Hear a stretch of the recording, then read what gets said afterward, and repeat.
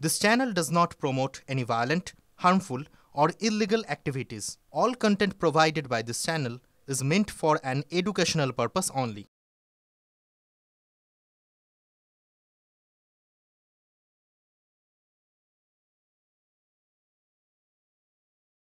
রহড়ায় অস্ত্র উদ্ধার কাণ্ডেও কলকাতা যোগ। কলকাতার বৈধ অস্ত্রের দোকানে ৩ মালিক গ্রেপ্তার। কথা বলবো, আরো ডিটেইল জানবো এই বিষয়টা নিয়ে। আমাদের প্রতিনিধি সুপ্রিয় আমাদের সঙ্গে রয়েছে। সুপ্রিয়, দেখো, বিবাদীভাবে দেখছি লাইসেন্স প্রাপ্ত দোকানের ৩ মালিক যাদেরকে গ্রেফতার করেছে বেঙ্গল এসটিএফ এর গোয়েন্দারা। মূলত খড়দার রহড়াতে একটি ফ্ল্যাটে মাঝখানে আগেই কিন্তু বিপুল পরিমাণ অস্ত্র উদ্ধার হয়েছিল এবং সেই তদন্তে নেমেই এই দোকানের যোগ সামনে উঠে আসে এবং তার ভিত্তিতেই গতকাল অভিযান চালিয়ে এই লাইসেন্স প্রাপ্ত যে দোকান, সেই দোকানের ৩ জন মালিক এবং এদের দোকান থেকে বিপুল পরিমাণ চোরওয়ালা বন্দুক উদ্ধার হয়েছে, এমনটাই কিন্তু আমরা এখনো পর্যন্ত এসটিএফ সূত্রে জানতে পারছি। বেশ, তুমি আমাদের সঙ্গে থাকো সুপ্রিয়। এই মুহূর্তে আরো একবার আপনাদেরকে জানিয়ে রাখি, রহড়ায় অস্ত্র উদ্ধার কাণ্ডেও কলকাতা যোগ। কলকাতার বৈধ অস্ত্রের দোকানে ৩ মালিক গ্রেপ্তার। ধৃত ৩ ভাই সুবীর দা, অধীর দা, সুব্রত দা। ধৃত ৩ জনই এনসি দা নামে অস্ত্রের দোকানের মালিক।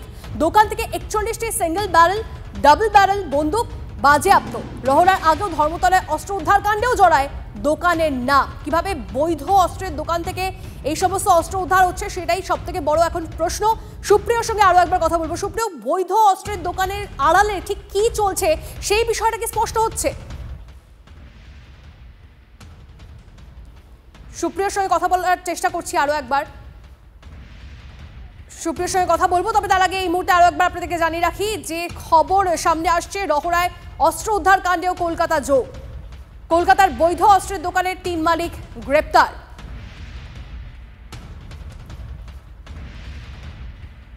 ধৃত ৩ ভাই সুবীর দা, অধীর দা, সুব্রত দা। ধৃত ৩ জনই এনসি দা নামে অস্ত্রের দোকানের মালিক। দোকান থেকে ৪১টি সিঙ্গেল ব্যারেল, ডাবল ব্যারেল বন্দুক বাজেয়াপ্ত। রহড়ার আগেও ধর্মতলায় অস্ত্র উদ্ধার কাণ্ডেও জড়ায় দোকানের নাম। কিভাবে বৈধ অস্ত্রের দোকানের আড়ালে এই অস্ত্র সাপ্লাই হচ্ছে, সেটা এখন সব থেকে বড় প্রশ্ন। রহড়ায় অস্ত্র উদ্ধার কাণ্ড এবং সেখানে কলকাতা যোগ। কলকাতার বৈধ অস্ত্রের দোকানের নাম সামনে এসেছে এবং সেই অস্ত্রের দোকানের ৩ মালিক গ্রেপ্তার।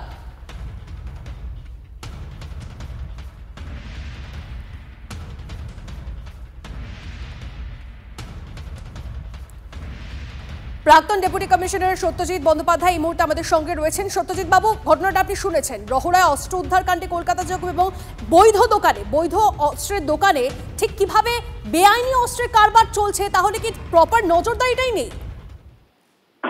শুনে আমি একদম তাজ্জব বনে গেছি যে এরকম ঘটনা হতে পারে কিভাবে।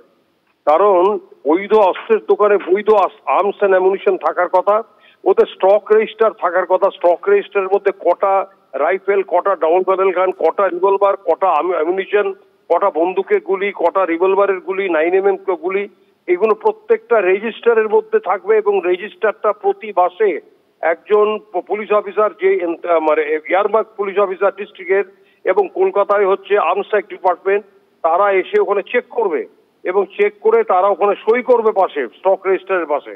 এটাই হচ্ছে নিয়ম। কিন্তু এগুলো যদি না হয় তাহলে কিন্তু আগামী দিন কিন্তু ওরা দেখতে পাচ্ছে, ওরা বুঝতে পারছে চেকিং হচ্ছে না।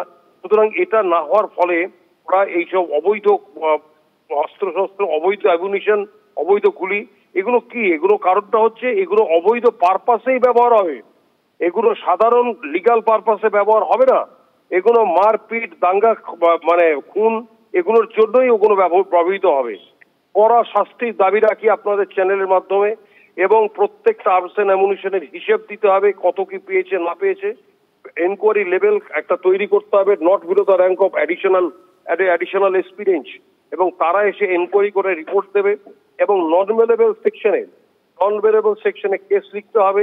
মালগুলো কাকে কাকে দিয়েছে রিকভারি করতে হবে এবং খুব দ্রুত চার্জশিটের মধ্যে নিয়ে আসতে হবে শাস্তির জন্য। এটুকুই আমার বক্তব্য। ধন্যবাদ আপনাকে।